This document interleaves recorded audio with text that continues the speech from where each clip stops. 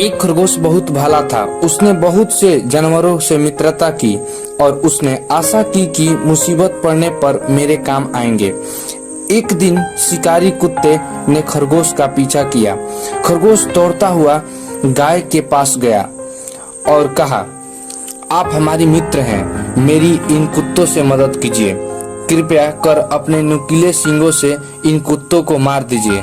गाय ने खरगोश की बात को नजरअंदाज करके उससे कहा, मेरा घर जाने का समय हो गया है, बच्चे इंतजार कर रहे होंगे, अब मैं ठहर नहीं सकती हूँ।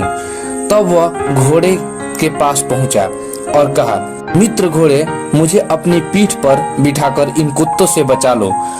घोड़े ने कहा, तुम मेरी ऊंची पीठ पर चढ़ कैसे पाओगे? अब वह गधे के पास पहुंचा और कहा, भाई मैं मुसीबत में हूँ, तुम दुलती झाड़ने से प्रसिद्ध हो, इन कुत्तों को लात मारकर भगा दो। गधे ने कहा, घर पहुंचने में देरी हो जाने से मेरा मालिक मुझे मारेगा। अब तो घर जा रहा हूँ, यह काम कभी फुर्सत के वक्त करा लेना। अब बकरी के पास पहुंचा और उससे भी वह प्रार्थना की। बकरी ने कहा, जल्दी भागो यहाँ से तुम, नहीं तो मैं भी मुसीबत में फंस जाऊंगी। तब खरगोश ने समझा कि दूसरों का आसरा ताकने से नहीं, अपने बलबूते से ही अपनी मुसीबत पार होती है। तब वह पूरी तेजी से दौड़कर एक घनी झाड़ी में जाकर छिप गया और अपनी प्राण बचा ली। अक्सर झूठे मित्र मुसीबत आने पर साथ छोड़ देते हैं।